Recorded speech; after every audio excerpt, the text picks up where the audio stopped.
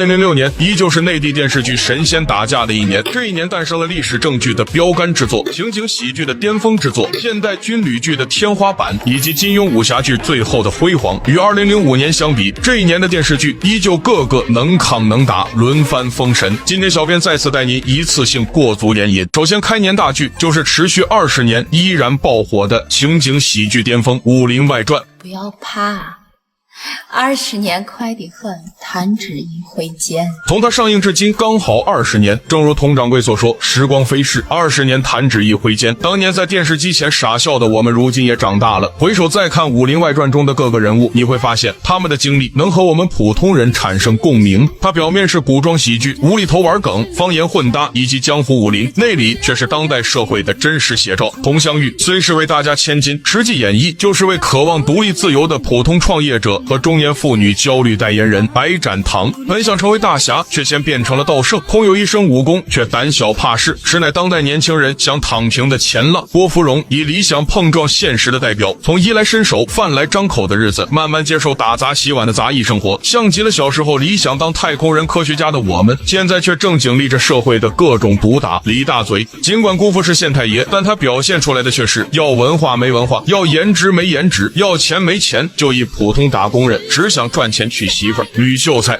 虽然饱读诗书，但成天却把子曾经约过挂在嘴边，而且生活还过得不尽人意，在一定程度上影射了当今高校大学生毕业后的文化水平以及就业现状。我3岁识千字，5岁背唐诗，7岁熟读45经，8岁是精通诗词歌，25岁穷得连饭都吃不饱。还有其他角色的人设也基本上在我们身边能看到类似的经历。可以说《武林外传》之所以爆火这么多年，就是因为它在搞笑的同时还掺杂着现实，玩梗的同时还传递着正能量价值观。1月30日由赵本山和范伟主演的《马大帅》第3部在辽宁电视台首播。马大帅系列是继赵本山和范伟的春晚小品卖拐卖车之后又一个强联手封神的系列，因为他将东北底层人民的生活真实反映的就像纪录片一样，透露着底层奋斗者的辛酸、焦虑与无奈。范伟打造的辽北第一狠人彪哥的标签也与很多人产生共鸣，他爱面子吹牛皮，却总在现实里翻车，想体面想成功，却总在泥地里打滚，但他屡败屡战，嘴硬心软，人人都笑话范德彪，可人人都是范德彪。第3部的范德彪在经历无数的风风雨雨后，他的都市梦彻底醒了。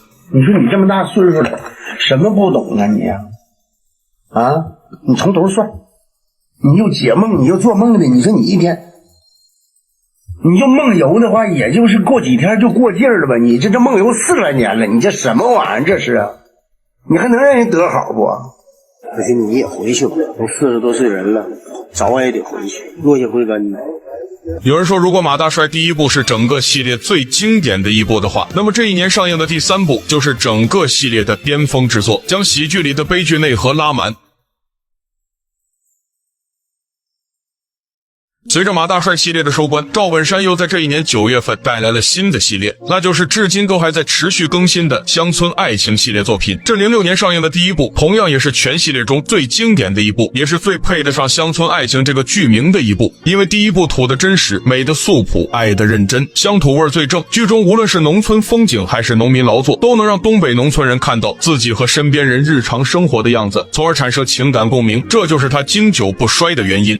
3月14日，金庸武侠剧迎来最后的辉煌，它就是黄晓明、刘亦菲版的《神雕侠侣》。继2003年金庸武侠年之后，这一部算是翻拍的比较经典的金庸武侠剧了。刘亦菲饰演的小龙女是无数少男少女的童年白月光，也是得到许多观众乃至金庸本人认可的演得最好的一版小龙女。自从演完这个角色后，再加上之前的王语嫣和赵灵儿2大经典角色，神仙姐姐这个称号便彻底成为了她的专属标签。而当年的甄志炳的那一幕也成了许多人的意难平。当然，黄晓明饰演的杨过也被很多金庸迷认为是最接近原著的版本。他在不同时段展现了不同的个性，狂放、邪气、痴情与忧郁，让观众看到了一个极具层次感的杨过。接着到了10月18日，由胡军主演的朱元璋电视剧在内地首播。当年这部剧风评一般，因为该剧的剧本魔改了许多人物，服化道也比较粗制滥造。不过近些年随着短视频的兴起，胡军饰演的朱元璋和巨雪饰演的马皇后直接被网友封神，他俩人都将角色演活了。臣朱元璋上承天道，下顺臣民，驱除100年之患，勘定南北枭雄，于正月4日设计于紫金山巅，立国大明，建元洪武。那些士农工商良民百姓，爹可一个都没杀呀！奉天殿上是水流成河，可是咱的大明天下正在繁荣昌盛。胡军演的朱元璋全程接地气，其展现出来的言谈举止和气质让观众信服。这就是从乞丐和尚逆袭成为皇帝的朱重八。1年才有18天的假呀！皇上如果嫌多，可以减至12天嘛。不，18天挺好，就18天吧。巨血的马皇后端庄大气，贤良淑德，长着一副国泰民安的脸，其演技颇有千古第一贤后的风范。他俩演的这对开国夫妻，不仅将该剧提升了几个档次，而且至今内娱无人能超越。到了11月20日，《神探狄仁杰》第2部在央视8套首播，并获得了2006年央视的收视率冠军。《神探狄仁杰》系列本就是经典中的经典，而这《神探》第2部相较于第1部而言，服化道还更精致，画质更清晰，且剧本剧情也是更有看点，更加的悬疑烧脑。而且这一部还衍生出了许多经典名梗。按我朝军律擅杀大将，该当何罪？罪该问斩，行了吧，大帅？你给我滚下马来！梁王者大才也，头脑清澈，才为世出，乃是最合适的人选。青林明白。大姐，魔灵重伤，抬下去。是。尤其是在经历蛇灵案后，李元芳从此称为挂灵，狄仁杰称为胖灵，曾泰称为舔灵，甚至有网友将整个系列的所有角色都取了个蛇灵的绰号。不得不说，神探狄仁杰系列的铁粉在制造网络梗这方面还是太权威了。当年网友的一句元芳你怎么看迅速爆火全网，一句话覆盖各大领域，到头来导演钱雁秋居然出面澄清，说剧中从没出现过这句台词。他跟我说这句话现在传遍全球了。说我当时有点懵逼，我说全球？裴英说是啊，连那个联合国秘书长潘基文就在联合国大会上都用这个。元芳你怎么看？4部狄仁杰180多集剧本，哪集有这个元芳你怎么看这句话？查到了吗？结果呢？一也没找到，没找着，一个都没有。那就很奇怪了，那这句话是从哪来的？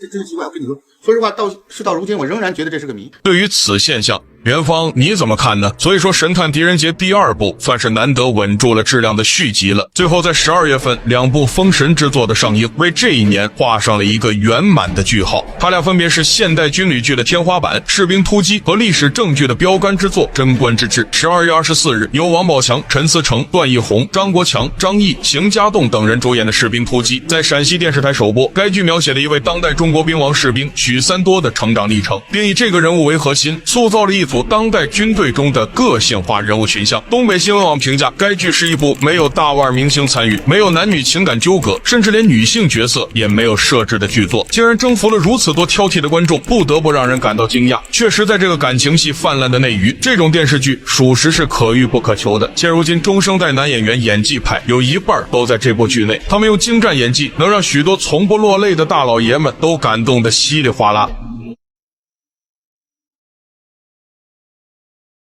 就在《士兵突击》上映2天后，由马越、马经武、马少华、苗圃、金世杰等人主演的《贞观之治》在北京电视台首播。之所以称它为历史正剧的标杆之作，是因为它拍得堪比历史纪录片一样。整部剧采用编年体的叙事方式，严格依据《资治通鉴》和《全唐书》的史料记载。它没有小说剧那么多的艺术加工，没有神话或美化某位历史人物，没有狗血的爱情戏份，它是尽最大程度的在还原历史。它也没有用美颜和滤镜，它拍摄全采用自然光线，充分利用光与影的结合，让场景显得真实，很有历史氛围。它从剧情、台词到建筑、道具、服装等，基本还原了初唐风韵，再现了贞观之治的繁荣盛世。大唐一统四海，天下响动，震烁古今。我们高昌、于田、疏勒、康伯等29国商令，愿为大唐皇帝陛下上尊号，名曰天可汗。当然，最让这部剧封神的，还得是马越饰演的唐太宗，其扮相颇有龙凤之姿、天日之表的风采，而且他演出了唐太宗的神韵，故被观众戏称为马太宗。我要接替天下兵马，当今天下，敬礼。除了以上我提到的几部剧外，还有一些受观众喜爱的剧也在这一年，比如刘涛和潘粤明版的《白蛇传》是继《新白娘子传奇》后翻拍的比较成功的，唐人影视也再次发力，推出由胡歌主演的颜值最高的一版《天仙配天外飞仙》，由胡梅执导，陈建斌和蒋勤勤夫妇主演的国产商战剧《乔家大院》在央视首播，宝剑锋版的《薛仁贵传奇》也是老年人爱看的经典之作，剩下的我就不一一列举了。总的来说，这一年的电视剧虽没有2005年打得那么激烈，但也是佳作频出，质量之年。随便拿出一部放到20年后的今天，都是降维打击。